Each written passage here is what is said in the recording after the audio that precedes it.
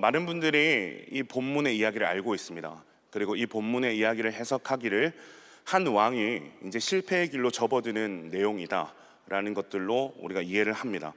그러나 이 본문은 사실 어떤 왕의 실패가 아니라 한 예배자의 실패를 드러내주는 말씀이라는 것을 우리는 기억해야 됩니다. 예배를 뜻하는 영어 단어의 worship은 가치를 뜻하는 worth와 신분을 뜻하는 ship이 합쳐진 말입니다. 즉 예배는 가치를 부여하는 것, 최고의 가치를 선택하는 것이 예배란 말이죠. 여러분, 오늘 설교를 나누기 전에 우리 스스로 한번 생각해 봤으면 좋겠습니다. 내 인생의 최고의 가치는 무엇인가? 알고 있는 정답을 생각하지 말고 한 주 동안의 여러분의 삶을 돌아보면서 나는 무엇을 위해 살아왔는가를 생각해 보면 되겠습니다.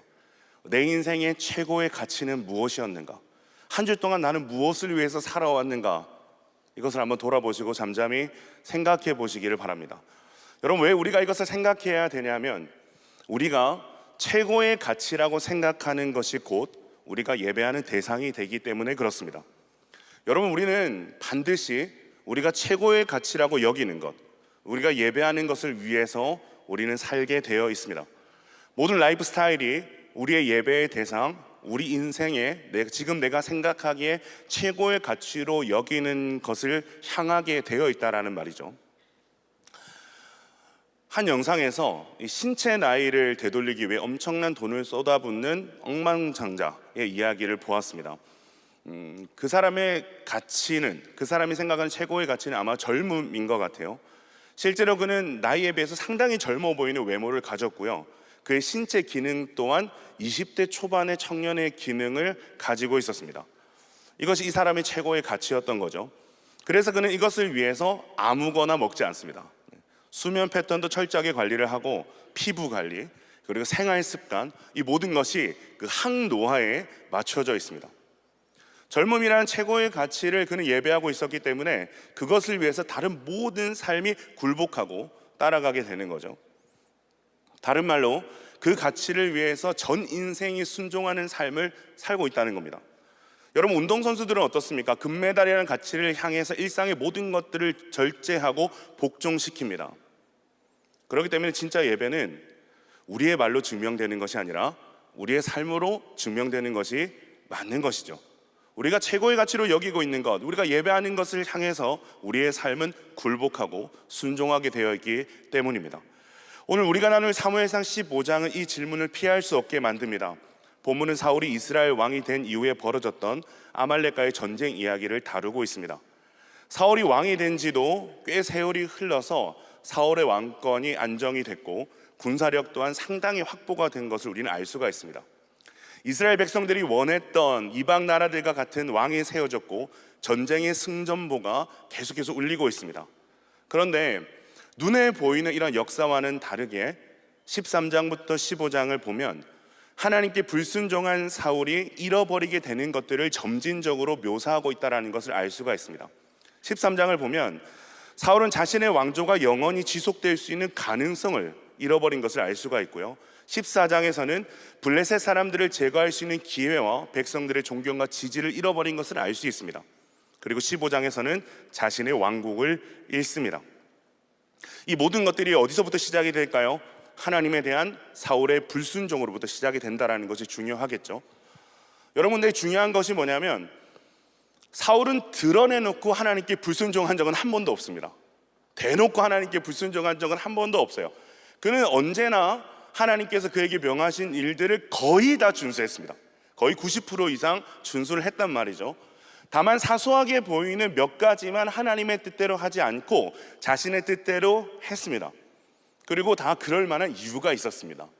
아무런 이유 없이 생각 없이 하는 게 아니에요. 그가 불순종한 데는 다 그럴 만한 이유가 있었습니다. 사랑하는 여러분, 본인을 기독교라고 말하는 사람들은 하나님께 대놓고 대항하지 않습니다. 여러분, 하나님께 대놓고 대항하지 않지 않아요? 그죠? 우리의 불신앙, 우리의 불순종은 언제나 하나님의 권위의 가장자리를 조금씩 깎아내리는 식으로 나타납니다. 하나님을 중심에 두지 않고 하나님을 주변으로 밀어내면서 다른 것을 중심으로 당겨오는 방식으로 여러분, 우리 불순종이 나타난다는 거죠. 물어보면 다 이유가 있어요. 모든 사람들이 다 이유 있는 불순종을 합니다. 그럴듯한 불순종을 합니다. 그런데 여러분, 이유 있는 불순종, 그럴듯한 불순종은 사실 존재하지 않아요. 존재하지 않는 말입니다. 왜냐? 제가 아까 설교 서론에서 말씀드렸듯이 우리가 최고의 가치라고 여기는 그 대상에, 우리가 예배하는 대상에 반드시 순종하게 되어 있기 때문에 그렇습니다. 여러분, 예배가 뭐라 그랬죠? 월십, 가치를 부여하는 것, 최고의 가치를 선택하는 것이 예배라고 했습니다. 그렇기 때문에 우리가 하나님께 불순종하고 있다면 어쩌면 우리는 그 순간 하나님이 아닌 다른 대상을 예배하고 있는 것일지도 모르겠습니다. 다시 말씀을 한번 돌아가 볼까요? 사무엘은 이미 13장에서 왕의 나라가 길지 못할 것이라고 선포를 하고 그의 고향 라마로 돌아갔습니다. 그런데 어찌된 일인지 사무엘이 다시 사울을 찾아왔어요. 그리고는 사울에게 하나님의 말씀을 전합니다. 15장 1절을 보면 사무엘이 사울에게 이르되 여호와께서 나를 보내어 왕에게 기름을 부어 그의 백성 이스라엘 위에 왕으로 삼으셨은즉 이제 왕은 여호와의 말씀을 들으소서. 이 1절의 말씀은 사울의 정체성을 일깨워 주시는 말씀입니다. 사울아, 네가 누구냐? 너를 왕으로 세운 이가 누구냐? 진짜 이 이스라엘의 왕이 누구냐? 하나님께서는 사무엘을 통해서 사울을 왕으로 삼으셨다는 사실을 다시 한번 상기시켜주고 계십니다. 그렇기 때문에 왕의 자리는 어떤 자리라는 거요? 하나님의 말씀을 들어야 되는 자리라는 것을 다시 한번 사울에게 주지시켜 주시고 계신 겁니다. 여러분, 순종이라는 단어의 원어는 아래에서 듣다라는 의미가 있습니다. 아래에서 듣는 거예요. 그렇기 때문에 왕은 여호와의 말씀을 들으소서라는 사무엘의 이 권면은 당신은 다시 여호와의 말씀에 순종해야 됩니다라는 권면이 되는 것입니다. 자, 그렇다면 왜 하나님은 사무엘을 통해 이 말씀을 전하게 하시는 것일까? 이유는 간단합니다. 사울에게 하나님께서 한 번 더 기회를 주시고자 하는 겁니다. 이 말씀을 듣고 당신이 돌이킨다면 당신에게도 회복의 여지가 있습니다 라는 걸 사무엘이 지금 알려주고 있는 것이죠. 사랑하는 여러분, 이 지점이 우리 예배의 출발이어야 합니다. 예배의 출발은 찬양팀 밴드의 연주가 깔리는 순간이 아닙니다. 예배의 출발은 하나님의 말씀 앞에서 하나님의 주인 되심을 우리가 다시 인정하는 것, 여러분, 거기서부터 예배가 시작됩니다. 그래서 우리가 오늘 우리 야베스 예배가 여러분 예배를 시작하면서 가장 먼저 하는 것이 뭡니까? 뭐죠? 사도신경을 고백하는 겁니다. 여러분, 이 시간을 소중하게 생각해야 돼요. 이 사도신경의 선포는요, 사울과 같이 그럴듯한 불순종을 통해서 나도 모르는 새에 하나님이 아닌 다른 것들을 예배하고 있는 우리를 깨우는 경종과 같은 고백이기 때문에 그렇습니다. 하나님이 천지와 나를 만드신 것을 믿습니다. 그 외아들 예수 그리스도를 말미암아 죄인된 나를 구원하시고 영원히 구속하셨음을 믿습니다. 당신이 이 교회의 주인이시고 이 예배의 주인이시고 당신이 나의 왕이십니다. 사도신경은 사울과 같은 우리를 향해서 그런즉 왕은 이제 여호와의 말씀을 들으소서라고 우리에게 또다시 기회를 주시고 우리를 일깨워 주시는 하나님의 경종과 같은 고백이 여러분 사도신경인 거예요. 자, 그렇기 때문에 여러분, 예배 늦으면 되겠어요, 안 되겠어요? 질문이 어려워요? 자, 예배 늦으면 안 되겠어요, 안 되겠어요? 안 되는 거예요. 왜? 사도신경의 고백이 여러분 예배의 출발이기 때문에 그렇습니다. 여기서 영적 조절을 딱 하고 예배가 드려져야 되는 거예요. 자, 그리고 나서 사무엘이 무엇을 전달하죠? 아말렉과 그의 소유를 진멸해라 라는 하나님의 명령을 전달합니다. 여러분, 아말렉은 어떤 족속일까요? 아말렉은 출애굽한 이스라엘이 그 가나안 땅, 하나님이 약속하신 땅으로 들어가는 것을 처음으로 거부했던, 그 아말렉이 있는 땅을 통과해야 되는데 그 땅을 지나가는 것을 처음으로 거부했던 족속이 아말렉 족속입니다. 그뿐만이 아니라 아말렉은 이스라엘이 행군할 때 후미에 있었던 가장 약한 사람들, 노인과 환자와 어린아이와 여인들을 공격한, 그 후미를 쳤던 아주 비열한 족속이 아말렉입니다. 신명기가 이 일에 대해서 이렇게 기록을 하고 있는데요, 신명기 25장 17에서 19절 말씀을 보면 이렇습니다. 제가 한번 읽어드릴게요. 너희는 애굽에서 나오는 길에 아말렉이 내게 행한 일을 기억하라. 곧 그들이 너를 길에서 만나 내가 피곤할 때에 내 뒤에 떨어진 약한 자들을 쳤고 하나님을 두려워하지 아니하였느니라. 그러므로 내 하나님 여호와께서 내게 기업으로 주어 차지하게 하시는 땅에서 내 하나님 여호와께서 사방에 있는 모든 적군으로부터 내게 안식을 주실 때에 너는 천하에서 아말렉에 대한 기억을 지워버리라. 너는 잊지 말지니라. 여기서 너는 천하에서 아말렉에 대한 기억을 지워버리라는 말씀은 천하에서 아말렉의 이름이 사라지게 해라라는 말씀입니다. 아말렉을 도말해라라는 하나님의 명령인 거죠. 우리는 성경을 읽다 보면 오늘 아말렉을 향해서 하나님이 이스라엘 백성에게 주신 이 명령, 아말렉을 어른부터 어린아이까지 다 진멸해라라는 하나님의 명령을 들으면 좀 마음이 불편해지곤 합니다. 하나님 사랑의 하나님이라면서 이토록 잔인하실 수 있는가라는 질문이 들게 되는 거죠.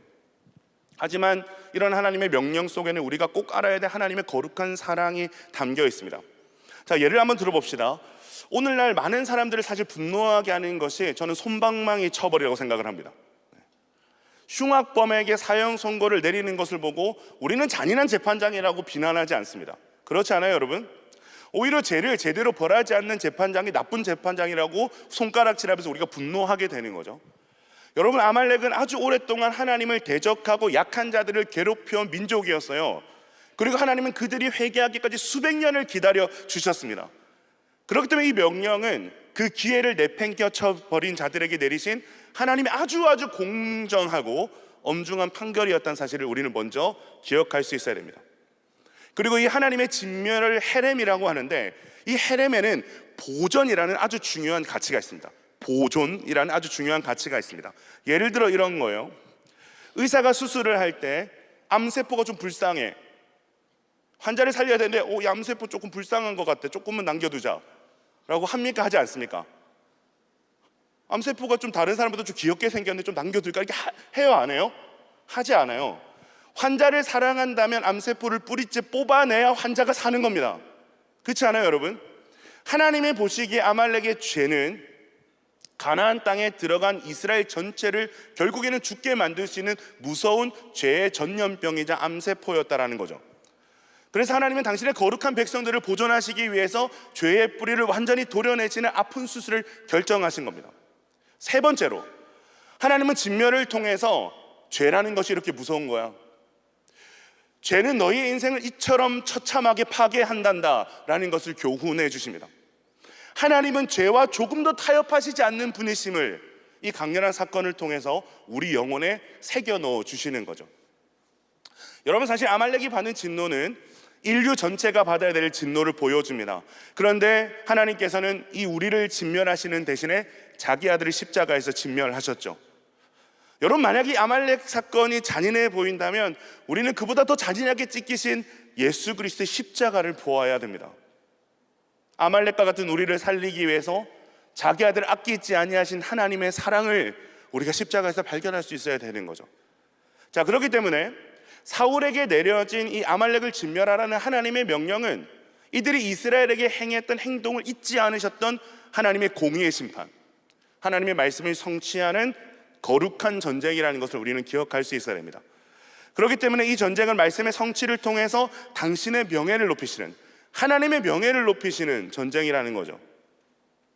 자, 사무엘을 통해서 하나님의 명령을 들은 사울은 즉각 전쟁 준비에 착수를 합니다. 이 사울의 명령 소집을 듣고 들라임이라는 곳에 무려 21만 명의 군대가 모였습니다. 여러분, 초기 전쟁에서요, 사울이 왕이 되고 초기 전쟁에서 군사들이 몇 명 정도 모인지 아세요? 모르겠죠? 네, 3,000명 정도가 모였습니다. 근데 지금 몇 명 모인다고요? 21만 명이 모이고 있습니다. 사울의 군대가 엄청나게 부강해졌다는 것을 알 수가 있습니다. 자, 근데 여기서 흥미로운 내용이 하나 나와요. 바로 겐 족속에게 사울이 호의를 베푸는 내용이 등장을 하는데요. 여러분, 한번 성경을 찾으셔서 15장 6절 말씀을 같이 한번 읽어봅시다. 6절입니다. 시작. 사울이 겐 사람에게 이르되 아말렉 사람 중에서 떠나가라. 그들과 함께 너희를 멸하게 될까 하노라. 이스라엘 모든 자손이 애굽에서 올라올 때에 너희가 그들을 선대하였느니라. 이에 겐 사람이 아말렉 사람 중에서 떠나니라. 사울이 겐 족속에게 베푼 호의의 명분이 있었어요. 이들이 이스라엘이 애굽에서 올라올 때 선대한 족속이라는 거죠. 자, 근데 우리가 주목해야 될 것은 사울의 이런 행동은 하나님께서 사무엘을 통해 명령한 바는 아니라는 거예요. 하나님께 묻고 결정한 바도 아니라는 거죠. 사실상 하나님은 사울에게 아말렉뿐만이 아니라 그의 모든 소유를 진멸하라고 명령하셨습니다. 당시 겐 사람과 아말렉 사람의 관계가 어떠했는지 정확하게 기술하고 있지는 않지만 겐 사람들이 아말렉의 도시 안에 거했다면 아마도 아말렉의 종으로 살았을 가능성이 높습니다. 자, 그렇다면 겐 사람들도 어떻게 해야 되는 거예요? 아말렉과 같이 진멸을 해야 되는 거예요. 그런데 하나님께 묻지도 않고 겐 족속의 호의를 베푼 행동은 사울이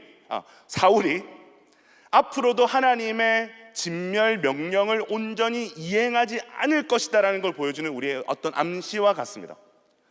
자, 그렇게 겐 족속을 피신시킨 사울은 아말렉과의 전쟁을 시작합니다. 결과가 어떻게 됐을까요? 이겼을까요? 졌을까요? 이겼습니다. 완전 대승을 거둔 거예요. 자, 그 결과가 어떻게 됩니까? 첫 번째는 모든 것을 다 진멸했는데 양과 소의 가장 좋은 것들을 남겼고, 두 번째는 사울이 아말렉 왕 아각을 생포했다라고 성경은 기록하고 있습니다. 하나님 말씀에 따라서 거의 다 진멸했어요. 그런데 하나님께서 여러분 사울에게 명령하시기를 거의 다 진멸하라고 했습니까? 거의 다 진멸하라고 했나요? 아니죠. 완전히 진멸하라고 하셨습니다. 모든 살아있는 것들을 다 진멸하라고 말씀하셨어요. 그런데 사울은 교묘하게 순종이 듯 아닌 듯 아리송하게 불순종을 하고 있습니다. 여러분, 왜 사울은 하나님의 명령을 어기고 아각을 사로잡았을까요? 그것은 왕을 살려두면 정치적으로 이용할 수 있기 때문에 그렇습니다. 패배한 왕을 포로로 끌고 오는 것은 고대 근동 세계에서 승자의 영광을 과시하는 대표적인 행위였습니다. 그런데 여러분, 이 전쟁이 누구의 전쟁이라 그랬어요? 사울의 전쟁입니까?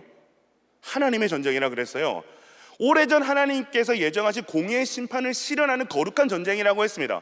근데 지금 사울은 이 아각을 끌고 온과 동시에 이 전쟁을 누구의 것으로 만들고 있나요?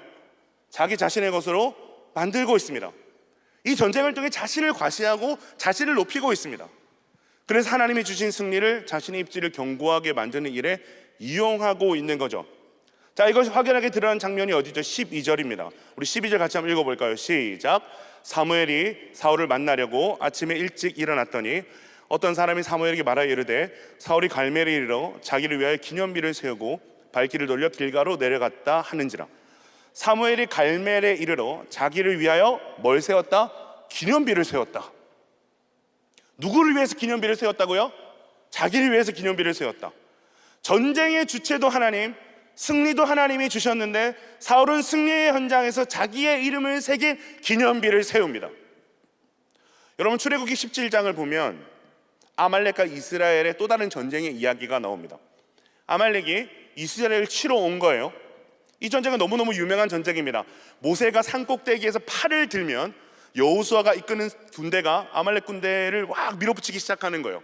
근데 모세가 나이가 많잖아요. 그래서 모세가 팔에 힘이 빠져서 팔을 내리면 어떻게 되는 거예요? 아말렉 군대가 다시 막 이렇게 하면서 이스라엘 전쟁을 밀고 들어오는 이런 어떤 아주 유명한 전쟁입니다. 하나님께서 이 전쟁을 통해서 무엇을 보여주셨죠? 이 전쟁이 하나님의 전쟁이라는 것을 보여주신 거예요. 그래서 승리도 하나님의 것이라는 것을 나타내신 거죠. 모세의 팔이 올라갔다 내려갔다 하니까 아론과 훌이 모세의 양쪽에서 두 팔을 이렇게 딱 받칩니다. 그래서 전쟁이 승리하게 되는 거죠. 자, 그리고 이때도 기념비를 세웁니다. 출애굽기 17장 14, 16절을 보면 여호와께서 모세에게 이르시되 이것을 책에 기록하여 기념하게 하고 여호수아의 귀에 외워 들리라. 내가 아말렉을 없이하여 천하에서 기억도 못하게 하리라. 모세가 제단을 쌓고 그 이름을 여호와 니시라고 하고 이르되 여호와께서 맹세하시기를 여호와가 아말렉과 더불어 대대로 싸우리라 하셨다 하였더라. 모세가 승리 후에 기념비와 같은 제단을 쌓습니다. 근데 그 제단에 누구의 이름을 새깁니까? 여호와 니시, 여호와는 나의 깃발이십니다 라는 하나님의 이름을 딱 새깁니다. 전쟁도 하나님이 하셨고 승리도 하나님이 주셨습니다. 모든 영광을 하나님께 올려드립니다. 그런데 사울은 어떻습니까? 똑같은 아말렉과의 전쟁에서 자기 기념비를 세웁니다. 모세는 하나님이 싸우셨음을 고백했고 사울은 자기가 해냈다는 것을 지금 과시하고 싶은 거예요. 사랑하는 여러분, 사람은 왜 자기 기념비를 세우려고 할까요? 왜 그렇게 자기의 이름을 남기고 싶어 할까요? 이유는 간단합니다. 그 사람은 자기 자신을 예배하는 사람이기 때문에 그렇습니다. 자기 자신을 예배하는 사람의 특징이 있어요. 불안합니다. 왜 불안할까요? 자기 자신을 예배하는 일들을 위해서, 아까 월십이 뭐라 그랬죠? 가장 가치 있는 것을 선택하는 일이라고 했습니다. 자기가 자기 자신을 예배하기 위해서 자기 스스로 자기가 가치 있는 존재라는 것을 끊임없이 증명해야 되기 때문에 자신을 예배하는 사람은 늘 불안에 떨 수밖에 없습니다. 그래서 그런 사람들의 특징이 뭐냐면 사람들의 박수, 성취, 기록, 숫자, 평판으로 자신을 지탱하려고 합니다. 여러분, 사울의 인생을 보세요. 그는 승리 뒤에도 쉼이 없어요. 승리 뒤에도 안식이 없습니다. 왜? 더 가시해야 되니까, 더 보여줘야 되니까, 더 높아져야 되니까. 왜 그렇습니까? 그는 자기를 예배하는 사람이었기 때문에 불안한 거예요. 승리 뒤에도 불안한 거예요. 여러분, 자기 자신이라는 우상은 오늘 우리 시대에도 너무나도 강력합니다. 누군가는 스펙이라는 기념비를 세웁니다. 누군가는 성취라는 기념비를 세웁니다. 누군가는 교회 성장이나 사역과 성과라는 기념비를 세웁니다. 누군가는 자기 이미지, 자기의 어떤 SNS, 자기 네트워크, 자기 학위, 자기 영향력이라는 기념비를 세웁니다. 누군가는 자기 자녀를 자기 기념비로 세웁니다. 물론 그 자체가 다 나쁜 건 아니에요. 그런데 문제는 그것이 내 마음에서 하나님보다 더 중요해질 때가 문제인 거죠. 그것을 잃어버리게 되면, 그것이 무너지게 되면 내가 아무것도 아닌 것 같고, 그것이 흔들릴 때 내 존재가 흔들리는 순간 그것은 이미 우리의 우상이 된 겁니다. 사랑하는 여러분, 하나님이 기뻐하시는 예배는 자기 기념비를 세우는 예배가 아닙니다. 하나님이 기뻐하시는 예배는 끊임없이 내 이름을 지우고 하나님의 이름을 높이는 것입니다. 예배는 하나님이 얼마나 크신지를 드러내는 자리여야지 내가 얼마나 괜찮은 자인지를 드러내는 자리가 아니라는 거예요.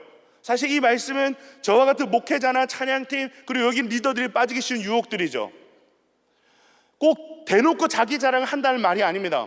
차라리 그거면 옆에서 김 목사 정신 차려 라고 누가 이렇게 한 대 때려줄 수 있을 것 같아요. 특히 저희 아내 같은 사람이 여보 정신 차려, 왜 이렇게 자기 자랑이 심해? 라고 저렇게 때려줄 수 있을 것 같아요. 그런데 교묘하게 스며들어 있는, 예를 들면 이런 거죠.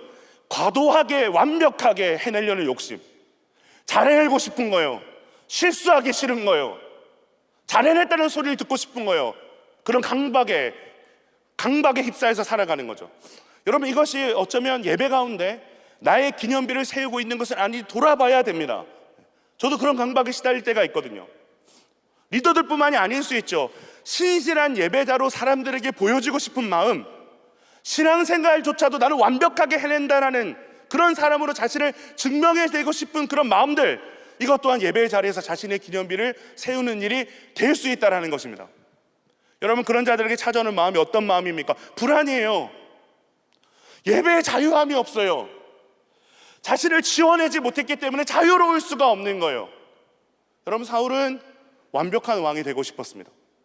인정받는 왕이 되고 싶었어요. 칭송받는 왕이 되고 싶었어요. 자신을 증명하고 싶었어요. 왜? 사울은 자기 자신을 예배했기 때문에. 민수기 24장에 보면 이스라엘의 왕이 아각보다 위대하여질 것이다 라는 발람이라는 자의 예언이 있습니다. 아각을 생포한 사울은 그 유명한 예언을 사람들 앞에서 다 성취된 걸 보여주고 싶은 거예요. 자신의 승리를 선전하고 싶은 거예요. 내가 그 이스라엘 왕이라는 거예요.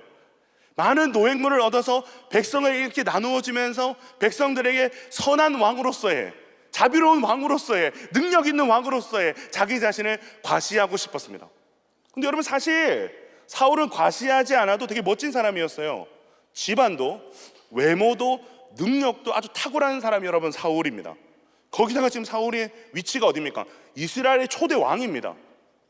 거기다가 전쟁에서 승승장구하는 아주 잘 나가는 왕인 거예요. 근데 사울은 늘 불안했다라는 거예요. 최고의 것들을 누리고 가졌음에도 그는 늘 두려움과 불안 가운데 시달리며 살았다는 겁니다. 이 불안과 두려움이 뭘로 나타나는 거예요? 과시로 나타나고 있는 것이죠. 여러분, 왜 사울에게 이런 불안이 찾아왔을까요? 자기를 예배했기 때문입니다.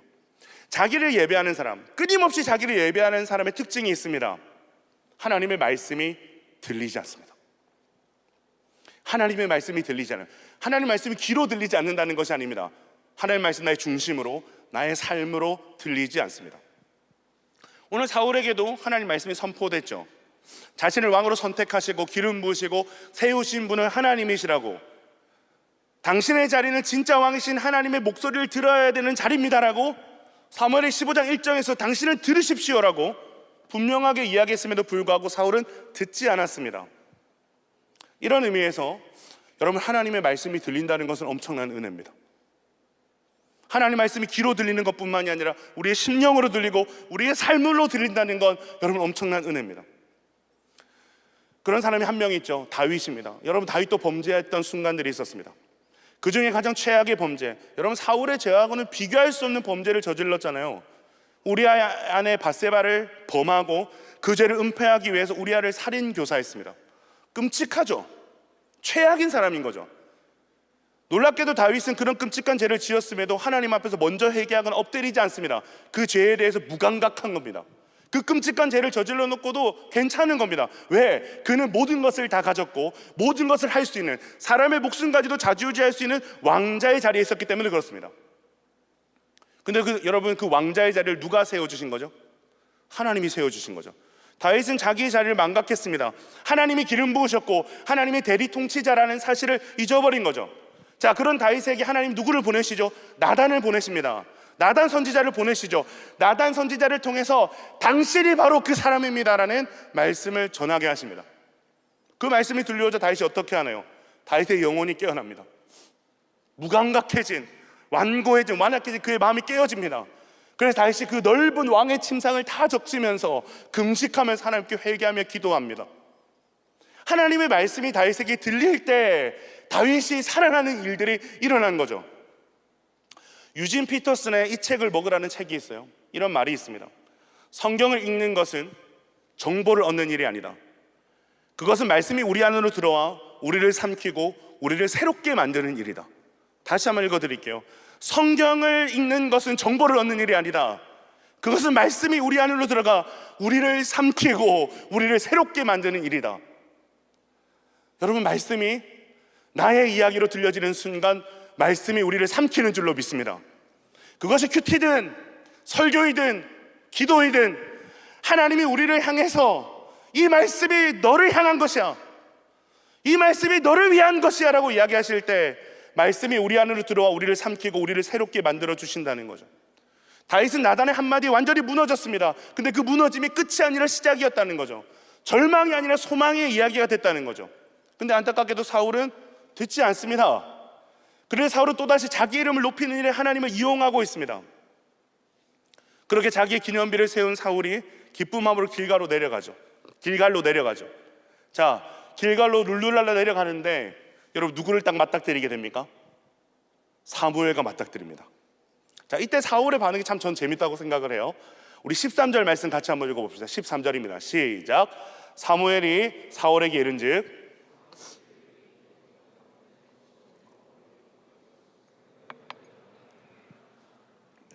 저는 이 말씀을 보면서 딱 우리나라 속담이 딱 생각이 났어요. 어떤 속담일까요? 훔친 놈이 제발 저린다. 훔친 놈이 제발 저린다라는 속담이 딱 떠올랐어요. 지금 사울의 모습이 다 그렇지 않습니까?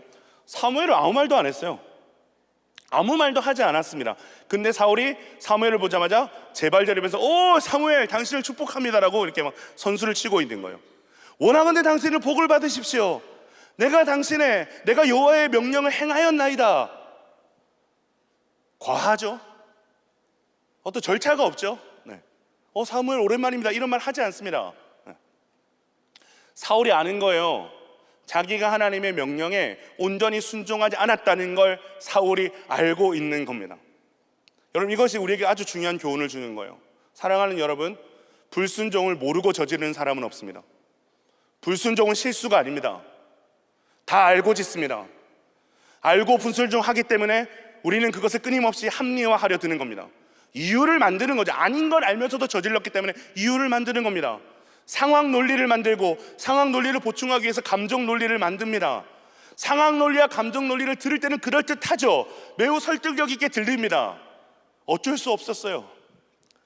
그 상황에서 누구도 그런 선택을 하지 않겠어요? 부득이했습니다 라는 핑계를 대는 거죠. 근데 여러분, 우리의 삶은 원래 부득이하면 연속 아닙니까? 일제 강점기를 다룬 영화들을 보면 동료들을 팔아넘긴 배신자들에게도 부득이함의 이유는 다 있습니다. 이정재의 유명한 대사가 있죠. 이정재가 어떤 대사를 칩니까? 해방될 줄 몰랐으니까, 이렇게 대사를 치지 않습니까?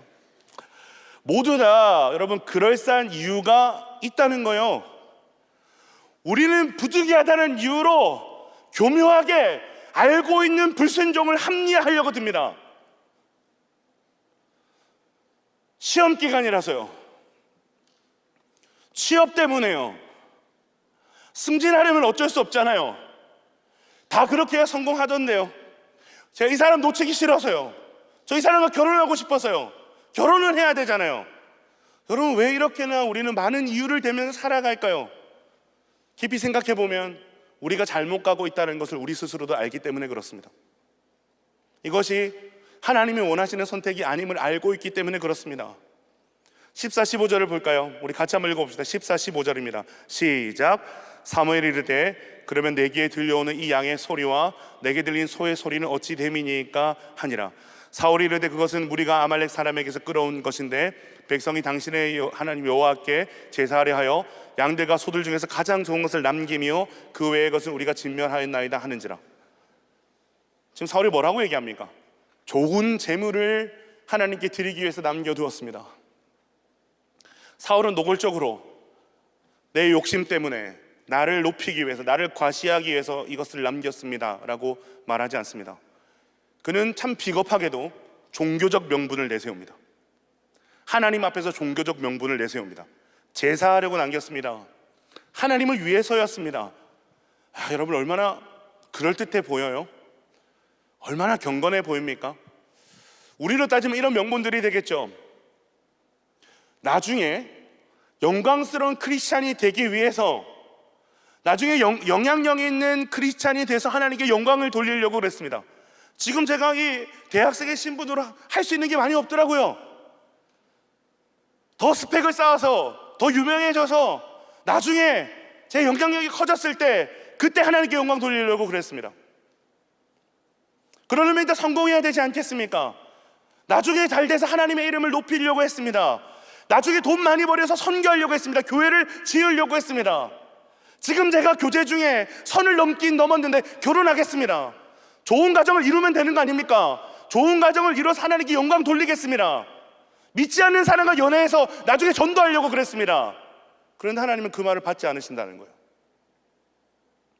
하나님 나중에 더 좋은 거 드릴게요, 나중에 더 좋은 거 드리려고 그랬어요 라는 말을 하나님은 믿지도 받지도 않으신다라는 거예요. 자, 그렇다면 하나님이 받으시는 진정한 예배, 진정한 제사는 무엇입니까? 여호와께서 번제와 다른 제사를 그의 목소리를 청종하는 것을 좋아하신 같이 좋아하시겠나이까? 순종이 제사보다 낫고 듣는 것이 수장의 기름보다 나으니. 여러분, 이 말씀은 제사가 필요 없다는 말씀이 아닙니다. 오히려 제사의 참 뜻을 회복해라, 온전한 제사를 회복해라는 말씀입니다. 여러분, 제사의 본질이 뭐죠? 제사의 본질은 나 자신을 하나님께 드리는 겁니다. 그렇기 때문에 순종 없는 제사는 껍데기만 드리는 겁니다. 외형, 행위만 드리는 겁니다. 사울은 제사로 자신의 불순종을 덮으려고 했습니다. 하나님의 말씀을 어긴 뒤에 종교적 행위로 하나님을 달래려 했습니다. 달래려 했어요. 여러분, 근데 이것이 예배입니까? 아니죠. 이것은 예배가 아니라 하나님을 조정하려는 아주 교만한 시도입니다. 내가 당신 말을 좀 어기긴 했지만 제가 이 정도로 제사를 좀 드리면 되지 않겠습니까? 제가 이렇게 화려하게 예배하면 제 불순종은 좀 없던 일로 해주셔도 되지 않겠습니까? 사랑하는 여러분, 오늘 우리 예배가 그렇지는 않습니까? 하나님, 오늘 제가 최선을 다해서 하나님 예배하면, 오늘 제가 뜨겁게 하나님 예배하면, 오늘 제가 가슴을 치면서 눈물로 예배하면, 오늘 제가 더 많은 자리에 하나님을 섬기면 제 삶의 제 일상에 불순종한 거 좀 넘어가 주실 수 있는 거 아닙니까? 퉁쳐 줄 수 있는 거 아니에요? 눈 감아 주실 수 있는 거 아니에요? 여러분, 우리의 내면에 은근히 이런 합리화의 마음들이 깔려 있다면 사랑하는 여러분, 회개해야 사는 줄로 믿습니다. 여러분, 예배가 뭐라고 했죠? 예배는 최고의 가치를 부여하는 거라고 그랬어요. 최고의 가치를 선택하는 것이 예배라고 했습니다. 아까 설교 초대에 말씀드렸던 한 사업가가 젊음이라는 것에 최고의 가치를 부여했을 때 그는 그 가치를 위해서 모든 일상을 드립니다. 먹는 것, 자는 것, 모든 것, 그 젊음이라는 최고의 가치를 위해서 그 모든 일상을 굴복시킵니다. 운동선수가 우승의 최고의 가치를 부여했을 때 그 가치를 위해 그는 모든 일상을 드립니다. 전 삶을 드리는 거죠.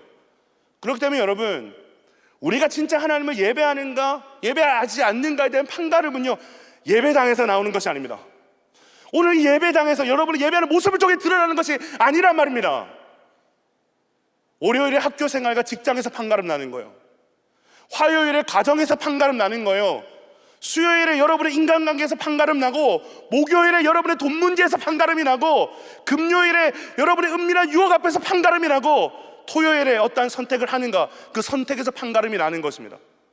그 모든 자리에서 하나님이 나의 최고의 가치가 되신다면 하나님 말씀 앞에 그 모든 일상을 순복하게 하는 것, 여러분, 그것이 하나님이 기뻐하시는 최고의 예배입니다. 사무엘은 23절에 더 날카롭게 말합니다.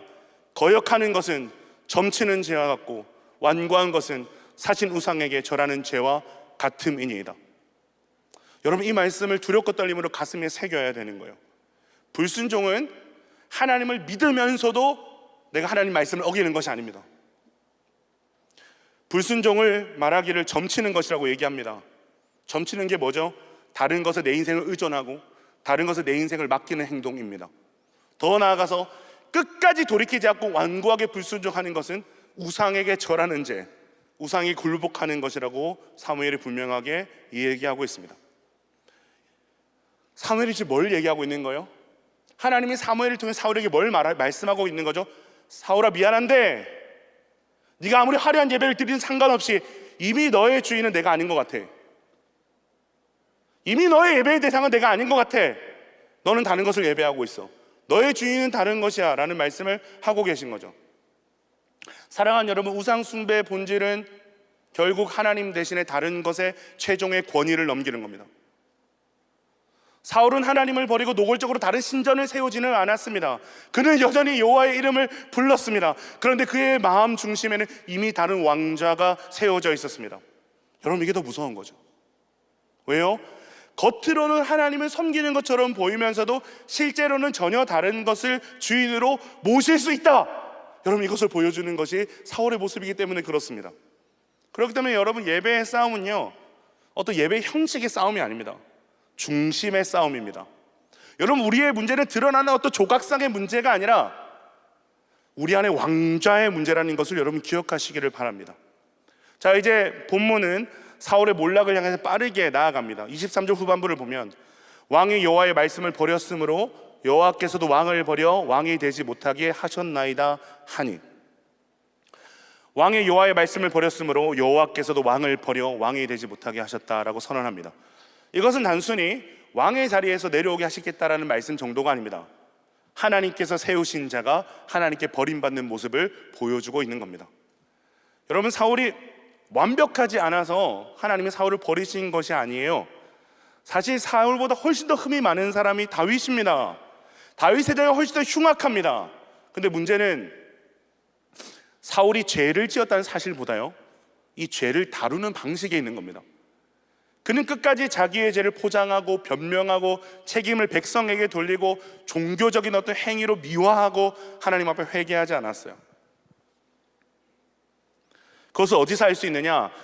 30절에 31절 말씀을 보면 알 수 있습니다. 같이 한번 읽어볼까요? 시작.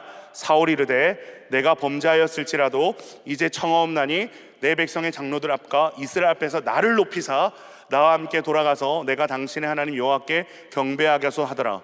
이에 사무엘이 돌이켜 사울을 따라가매 사울이 여호와께 경배하니라. 그는 사무엘에게 원하건대 백성의 장로들과 이스라엘 앞에서 나를 높여주십시오라고 요청을 합니다. 여러분, 얼마나 비참한 장면이에요. 얼마나 슬픈 장면입니까? 하나님께 버림받는 순간에도 그는 하나님의 마음보다 사람들 앞에서의 자기 자리, 자기 체면을 더 의식하고 있습니다. 여러분, 이것이 뭘 보여주는 거죠? 그는 끝까지 하나님을 예배하지 않았다. 끝까지 하나님을 예배하지 않았다라는 것을 보여주는 것입니다. 그래서 그의 그 인생의 결론이 어떻게 나죠? 35절 같이 한번 읽어볼까요? 35절입니다. 시작. 사무엘이 죽는 날까지 사울을 다시 가서 보지 아니하였으니 이는 그가 사울을 위하여 슬퍼함이었고 여호와께서는 사울을 이스라엘 왕으로 삼으신 것을 후회하셨더라. 말씀을 정리합니다. 사랑하는 여러분, 사울의 몰락은 단번에 일어나지 않았습니다. 작은 불순종, 작은 변명, 종교적 포장들이 쌓이고 쌓여서 그의 인생을 무너뜨려 갔습니다. 수없이 하나님의 말씀이 들려왔습니다. 수많은 돌이킬 기회가 그에게 주어졌습니다. 근데 그는 끝까지 변명하고 회피합니다. 자기를 높이는 일을 포기할 수 없었습니다. 그러나 다윗은 죄인이었지만 다윗에게는 하나님의 말씀이 들려올 때 다윗은 그 말씀 앞에 정직하게 엎드립니다. 자기 삶의 최고의 가치가 하나님이라는 것을 말씀 앞에 인정하고 고백하며 회개합니다. 사랑하는 여러분, 우리는 넘어질 수 있습니다. 믿음이 없어서 불순종하는 순간이 우리에게 찾아올 수 있습니다. 근데 문제는 그 뒤에 있다는 거죠. 더 심각한 문제는 그 후에 있다는 거죠.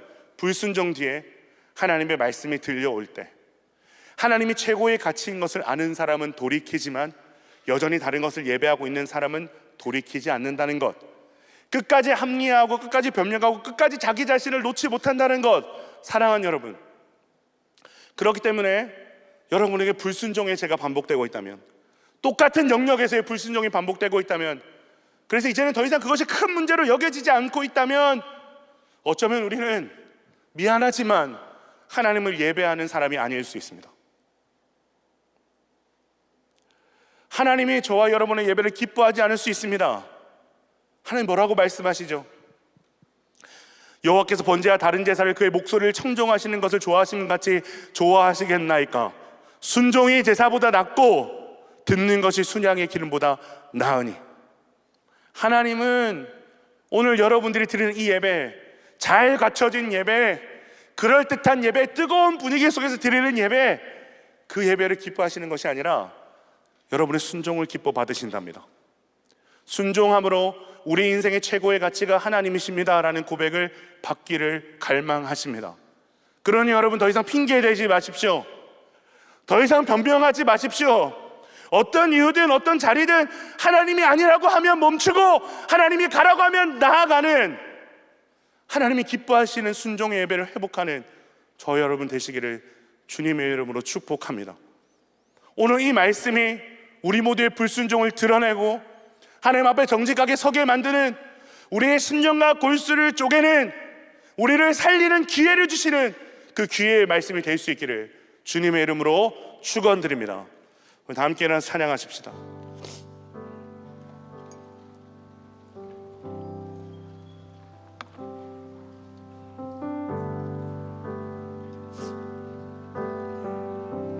보여지는 예배 아닌 보여지는 예배 아닌 우리의 중심과 마음으로 드리는 예배, 노래하는 찬양보다 삶으로 고백되는 예배, 나를 위한 예배가 아닙니다. 나를 위한 예배, 주님의 뜻을 향해 주께 순종하기 위해 주의 뜻을 향한 예배, 내 마음과 정성 다하여서 주 앞에 드려지는 예배, 주 앞에 엎드려, 주 앞에 엎드려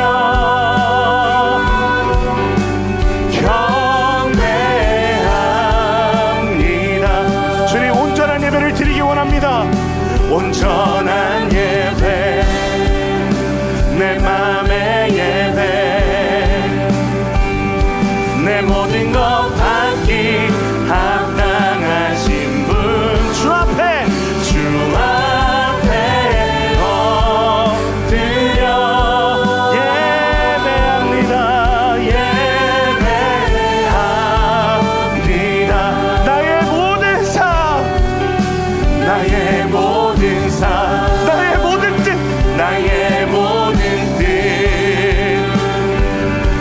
말씀 앞에 순종하는 삶의 예배 드리길 원하네. 다시 한번 고백합시다. 보여지는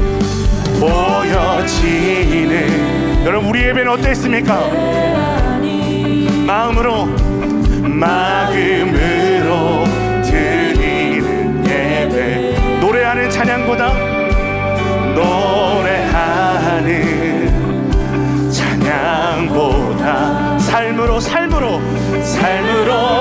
고백되는 예배. 나를 위한 예배 아닌 나를 위한 예배 아닌 주님 뜻을 향한 예배. 내 맘과 정성 다해서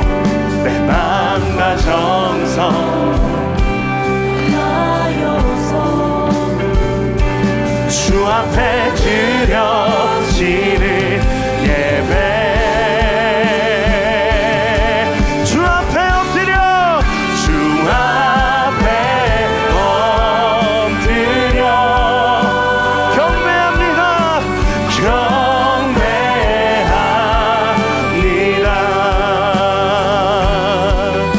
온전한 예배,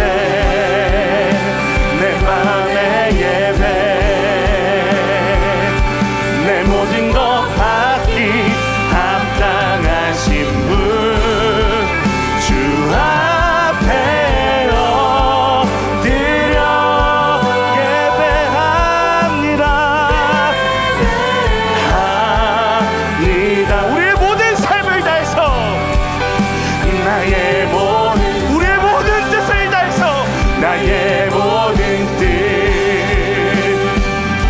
말씀 앞에 순종하는 삶. 주 앞에 엎드려 경배합니다. 주님, 이제 껍데기가 아니라 온전한 예배를 드리기 원합니다. 온전한 예배, 내 마음의 예배, 내 모든 것 받기 합당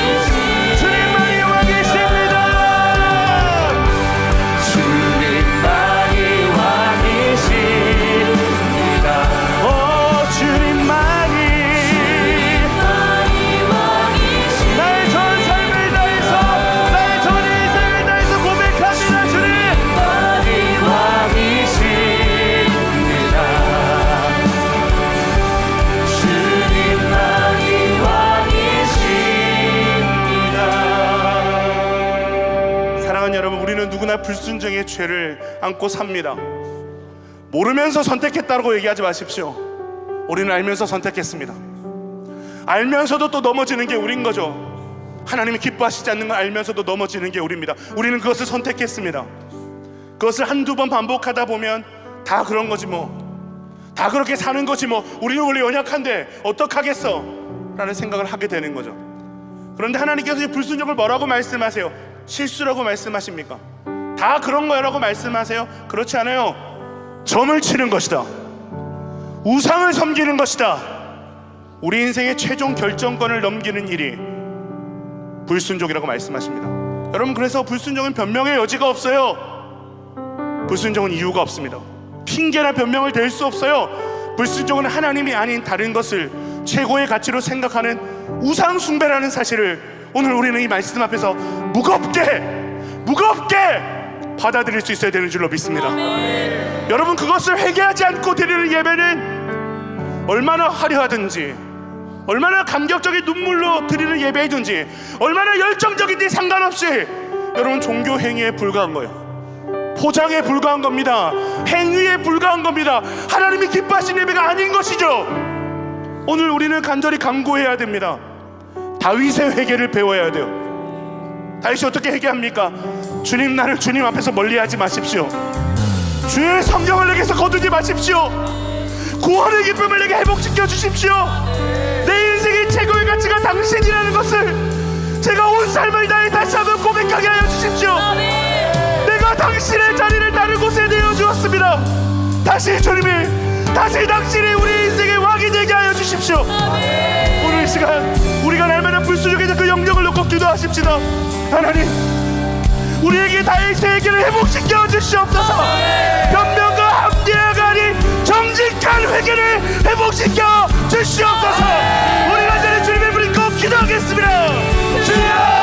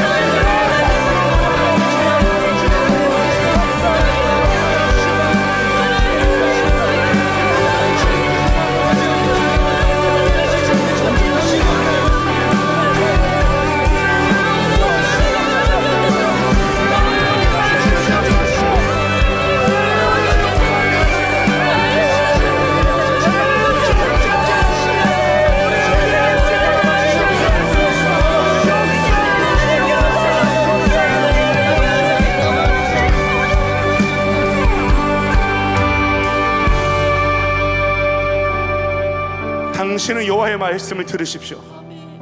당신은 여호와의 말씀을 들으십시오. 하나님은 범죄한 사울에게 당신의 말씀을 청종하라, 청종하라, 들으라 수없이 말씀하십니다. 그러나 사울은 하나님의 말씀을 청종하지 않습니다. 듣지 않습니다. 한 귀로 듣고 한 귀로 흘립니다. 여러분, 순종은 들음에서부터 옵니다. 순종은 진정한 들음에서부터 옵니다. 하나님이 우리의 진짜 왕이시라면 여러분, 우리는 하나님의 말씀을 귀로 듣는 것을 넘어서 마음으로 들어야 됩니다. 아멘. 우리의 중심으로 들어야 됩니다. 아멘. 우리의 영혼으로 들어야 됩니다. 아멘. 우리의 삶으로 들어야 됩니다. 아멘. 여러분, 불순종하는 사람의 가장 큰 특징은 말씀을 가볍게 여긴다는 거예요. 좋은 말씀, 좋은 교훈이었네, 위로가 됐네 정도로 그치는 거죠. 하나님 말씀을 다 아는 이야기 정도로 알고 넘어가는 거예요. 사랑하는 여러분, 여러분에게 말씀이 그 정도의 말씀으로 들려오고 있다면 오늘 하나님 앞에 살려달라고 빌어야 되는 거예요. 말씀이 들리지 않으면 죽는 거예요. 말씀이 들리지 않으면 망하는 겁니다. 여러분, 우리의 마음이 기경돼야 될 줄로 믿습니다. 아멘. 우리의 마음에 너희 말씀이 심겨야 될 줄로 믿습니다. 아멘. 살아있는 그 말씀이 우리의 심장과 관절과 골수를 쪼개는 것을 경험해야 될 줄로 믿습니다. 아멘. 말씀이 우리의 전 인생을 흔드는 역사로 경험돼야 될 줄로 믿습니다. 그 시간 기도하십시오. 주여, 우리의 마음을 기경하여 주시옵소서. 말씀이 우리 전 인생을 간통하는 역사를 회복하여 주시옵소서. 주여, 말씀이 들리게 하여 주시옵소서. 간절히 주님을 꼭 기도하겠습니다. 주여.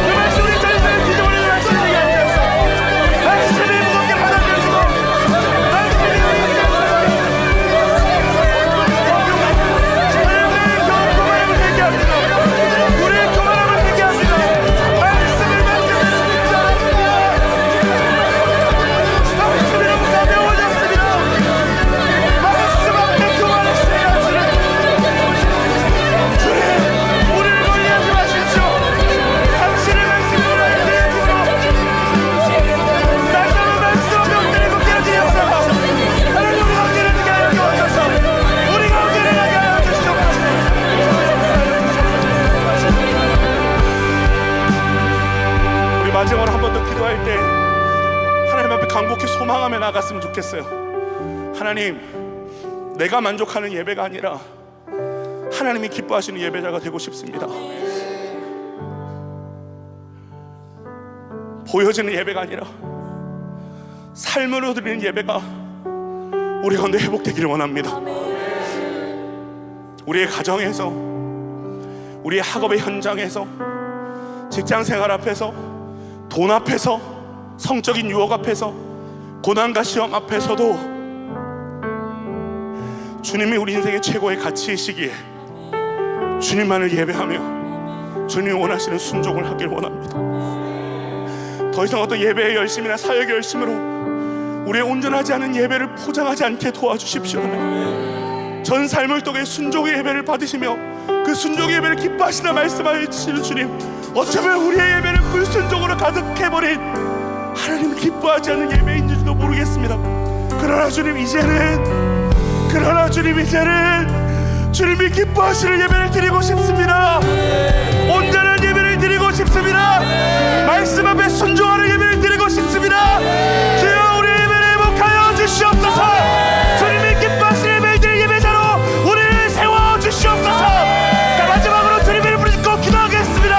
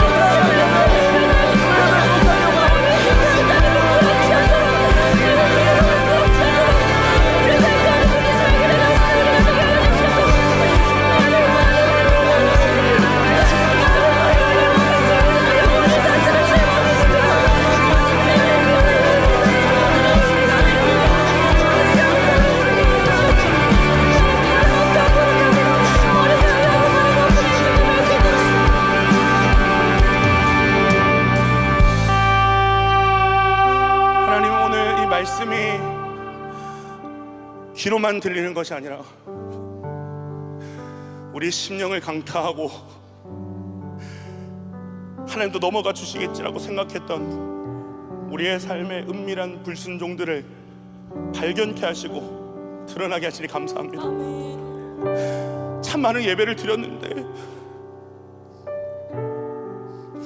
어쩌면 우리의 예배가 단 한 번도 하나님께서 기뻐하시지 않는 예배일 수 있다는 생각이 참 우리를 절망하게 만듭니다. 주님, 하나님 우리를 용서하여 주시옵소서. 당신의 말씀 앞에 정직하게 엎드립니다. 당신의 영을 멀리하지 마옵시고 정직한 영을 새롭게 하시고 구원의 기쁨을 회복시키사 다시 한번 우리의 최고의 결정권을 내어줬던 수많은 우상 숭배의 자리, 불순종의 자리에서 당신이 우리의 삶의 그 어떤 것과도 바꿀 수 없는 최고의 영광이자 최고의 가치라는 것을 내가 날마다 넘어지고 불순종한 자리에서 이제는 고백할 수 있기를 간절히 소망합니다.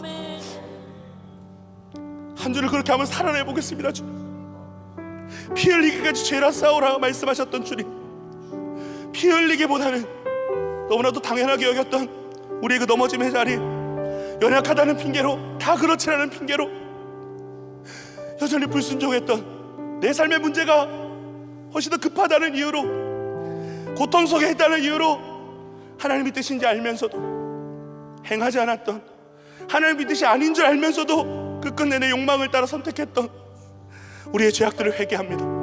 하나님, 우리의 한 주가 변화되길 원합니다. 우리의 오늘이 변화되길 원하고 우리의 내일이 변화되길 원합니다.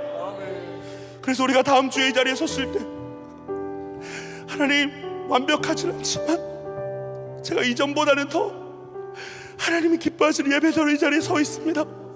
분투하였습니다. 피 흘리기까지 싸웠습니다. 오늘 나의 예배를 주님 기뻐 받아주시지 않겠습니까? 그렇게 마음 다해 주님을 예배하는 예배자들이, 우리 앞에서 청년들이 되기를 간절히 소망합니다.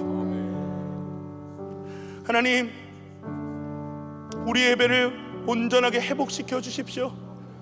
우리의 삶의 모든 순간순간에서 어떤 유혹이 다가오든 어떤 시험이 다가오든 하나님만이 우리의 왕이시오, 하나님만이 우리의 주인이시라는 것을 우리가 기억하게 도와주셔서 그곳에서 하나님을 영광 올려드릴 때 하나님 그것을 얼마나 기뻐하시는지를 우리 마음에 생생하게 느끼게 해주시는 그 하나님과의 깊은 교제가 회복되시길 소망합니다. 하나님, 말씀이 우리 가운데 회복되게 도와주십시오. 말씀이 다시 들려지는 역사를 회복하게 하여 주십시오. 오랫동안 신앙생활 하면서 말씀이 너무 익숙해져 버렸습니다. 다 아는 말씀처럼 들릴 때가 너무나도 많았습니다. 그냥 이 말씀을 듣고 나가는 순간 잊어도 되는 말씀이라고 생각할 때가 너무 많았습니다. 하나님, 이제는 우리가 말씀을 그렇게 대하지 않기를 소망합니다. 말씀이 우리의 심령을 울리게 하시고 그 심령과 관절과 골수를 쪼개어 하나님의 말씀에 수술답해 날마다 우리의 전 인생과 전 인격을 올려놓는 예배자가 되게 도와주시고 그 말씀 앞에 변화되는 예배자가 되게 하여 주시옵소서.